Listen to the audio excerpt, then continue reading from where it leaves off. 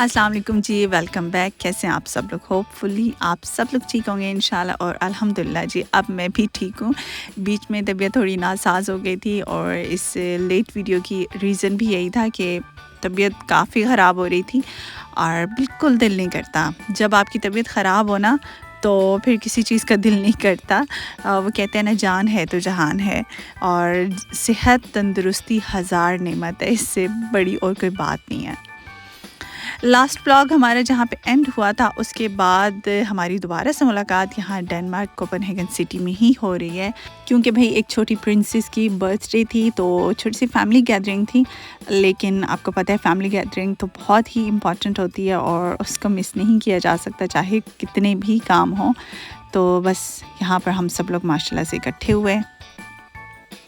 अच्छा, यहाँ पर काफ़ी ज़्यादा ट्रेंड है कि यहाँ पे पॉपकॉर्न इसकी भी एक स्टॉल लगाया जाता है एंड आइस स्लैश का भी।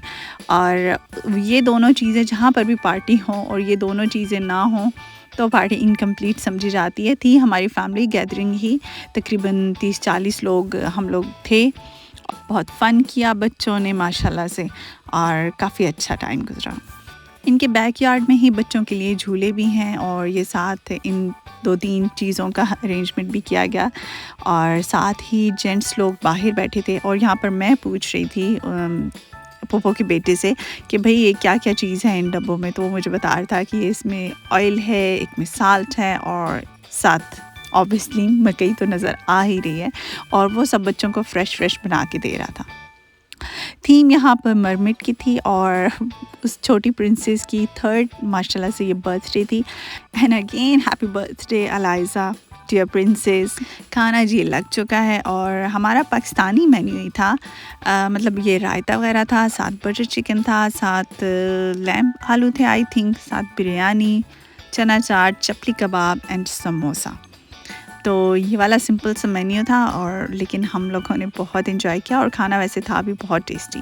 बिल्कुल ऐसा लग रहा था जैसे घर का बना हुआ खाना। अब भाई वैसे तो हर जगह पे मर्द कहते रहते हैं नहीं जी लेडीज़ फर्स्ट, लेकिन यहाँ पर कुछ उल्टा निज़ाम हुआ है। और अच्छा, हमारे पाकिस्तान में भी ना मैंने यही मतलब अक्सर जगह पे यही देखा है कि खाना खिलाने की जब बारी आती है तो मर्द हज़रात को पहले दिया जाता है कि जी आप लोग पहले लें।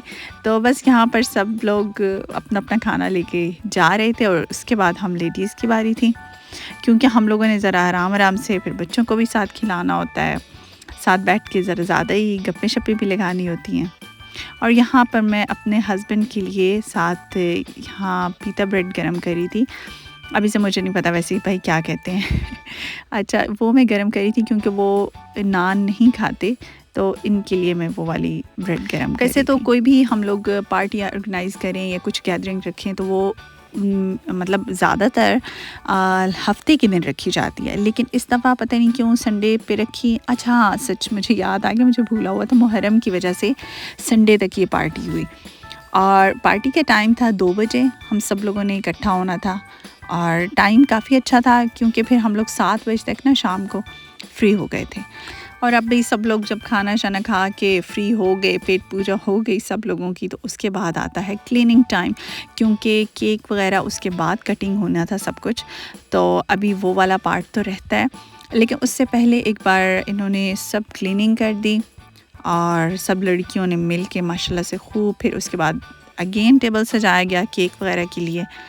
और ये जी हमारी छोटी प्रिंसेस अलाइज़ा, और अलाइज़ा माशाल्लाह से यहाँ पर बहुत हैप्पी थी और उसने मतलब वो बिल्कुल मॉडल्स की तरह फ़ील कर रही थी ना, और काफ़ी इंजॉय कर रही थी। अलाइज़ा और अमाया जो है वो दोनों बहनें हैं। ये जो इसके साथ एक छोटी बच्ची खड़ी है ना, तो ये दोनों बहनें हैं और ये मेरी फूफो के सबसे जो बड़ा बेटा है उनकी बेटियाँ हैं।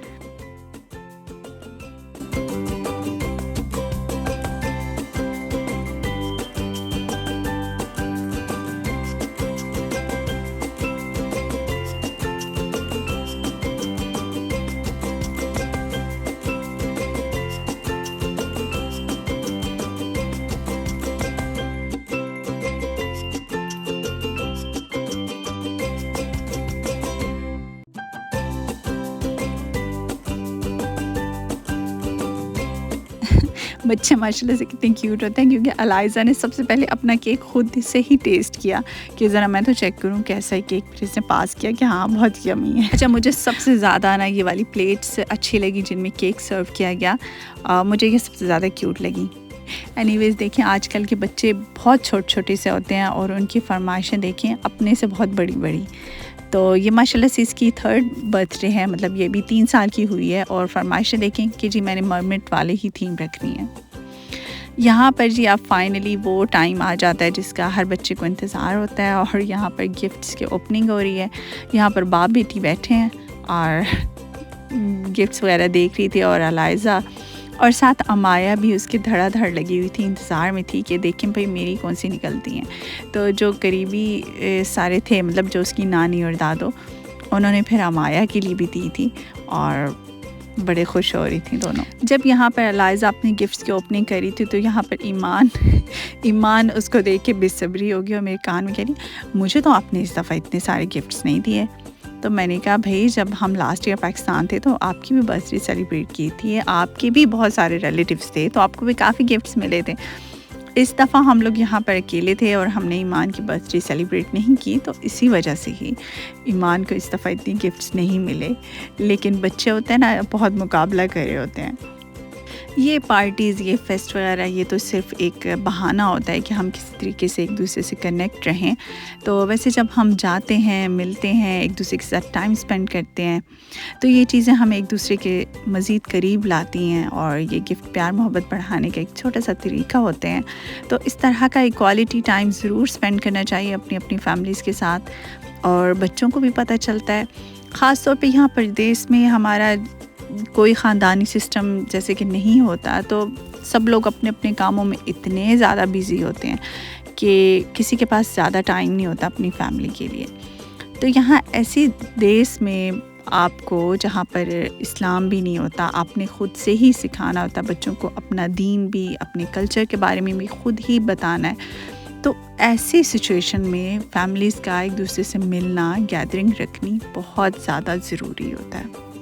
बिलीव मी, ऐसा एक दिन मुझे इतना फ़्रेश कर देता है जब मैं सबसे जाके मिलती हूँ, गपशप लगाती हूँ, तो बहुत अच्छा लगता है, और बिल्कुल जैसे ना माइंड फ्री हो जाता है।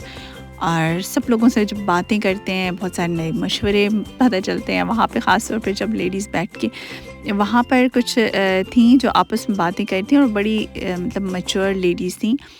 उनका बच्चों के मामले में तजर्बात और वो सब कुछ जब वो डिस्कस कर रही थी, तो मैं सोच रही थी, मैंने उनसे ये कहा कि भाई मुझे आज बड़ी तसल्ली हो गई है आप लोगों की बातें सुन के। मैं तो ऐसे ही बच्चों की टेंशन लेती रहती हूँ कि वो क्लीनिंग नहीं करते, या ये नहीं करते, वो नहीं करते। तो मुझे आज सुन के काफ़ी अच्छा फ़ील हो रहा है कि ये सिर्फ मेरे घर में नहीं है, ये हर घर की यही स्टोरी है। तकरीबन सब माएँ ही बच्चों से तंग थीं कि भाई बच्चे सफाई नहीं रखते, बच्चे ये नहीं करते।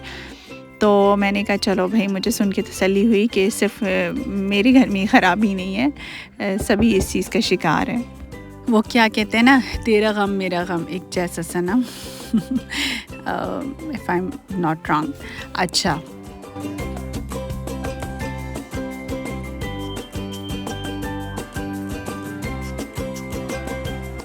अपने देश में रहने वालों को ना इतनी कदर नहीं होती जितनी परदेस में रहने वालों को अपनी फैमिली की, अपने रिश्तेदारों की, बल्कि हर चीज़ की, मैं कह सकती हूँ हर चीज़ की ही उन्हें बहुत ज़्यादा कदर हो जाती है। स्पेशली जब से मैं परदेस में आई, मुझे अपने पेरेंट्स का ज़्यादा एहसास हुआ कि हाँ भाई, वालिदैन कितनी बड़ी नेमत होते हैं। इसी तरह से रिश्तेदारों का, अपने मुल्क का, अपने दीन का, सब चीज़ के बहुत शिद्दत से एहसास हुआ। उन सब की जो अहमियत का अंदाज़ा है वो बाद में ही होता है, जब वो चीज़ ऑब्वियसली आपके पास नहीं होती। जहाँ तक मैं अगर अपनी बात करूँ तो मुझे हमेशा से ही रिश्तों का बहुत एहसास रहा है, क्योंकि हमारे बाबा की जॉब थी और हम लोग सिटी में रहते थे, तो मेरे ननियाल ददियाल गांव में रहते थे। तो सब फैमिली से जब भी हम मिलते थे किसी इवेंट पे, या खैर दादा दादी से मिलने, तो दूसरे तीसरे महीने ज़रूर ही हमें जाना होता था अब्बा को। तो उस वक्त वो जब हम जाते थे, और उस टाइम की जो फीलिंग्स थी, या वो जितना गोल्डन टाइम था, उसकी यादें आज तक मेरे साथ हैं। और जैसे आज भी मैं जब उस वक्त को याद करूँ ना, तो एक और सी ही एनर्जी मिलती है।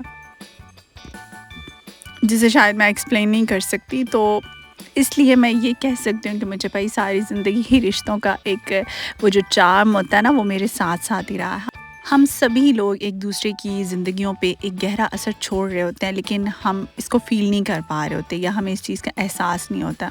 इसलिए हमें कोशिश करनी चाहिए हम सबको कि हम एक दूसरे की ज़िंदगियों पे एक पॉज़िटिव इम्पैक्ट डालें, ना कि नेगेटिव। तो ज़्यादातर रिश्तेदार क्या होते हैं कि टाँगें खींचने में लगे रहते हैं, इसलिए इस तरह का प्लीज़ कोई भी रोल अदा ना किया करें। और मैं अपने आप को हमेशा यही समझाती हूँ कि नहीं, मुझे इस तरह का नहीं करना, एक अच्छा रोल प्ले करना है ताकि किसी के लिए कोई अच्छी याद बन सके। यहाँ पर जी अलाइज़ा के चचा जान और दादों ने मिलकर अलाइज़ा को एक इलेक्ट्रिक गाड़ी प्रिंसेस वाली गिफ्ट की, और अलाइज़ा उसके लिए अब काफ़ी एक्साइटेड हो चुकी थी, सारी चीज़ें हटाना चाह रही थी कि मुझे अभी फ़िक्स करके दें और अभी, ताकि मैं उसे एक ट्राई करूँ। बच्चों को बहुत इंतज़ार होता है ना अपनी गिफ्ट्स का, और काफ़ी पॉसेसिव भी होते हैं अपनी चीज़ों को लेके ना, वो किसी दूसरे को बर्दाश्त नहीं कर सकते। अलाइज़ा ऐसी-ऐसी हरकतें कर रही थी कि उसको देख के मैं काफ़ी ज़्यादा एंजॉय कर रही थी, क्योंकि ये जब तक खुद इसने गाड़ी वगैरह चलाई ना, तो अपने टॉयज़ वगैरह को लेके फिरती रही, तो दैट्स फ़ाइन, बच्चों को भी इसने परमिशन दी रखी। जब ये थक हार के लेटी तो इसका बिल्कुल दिल नहीं था कि कोई भी इसकी चीज़ों को हाथ लगाए।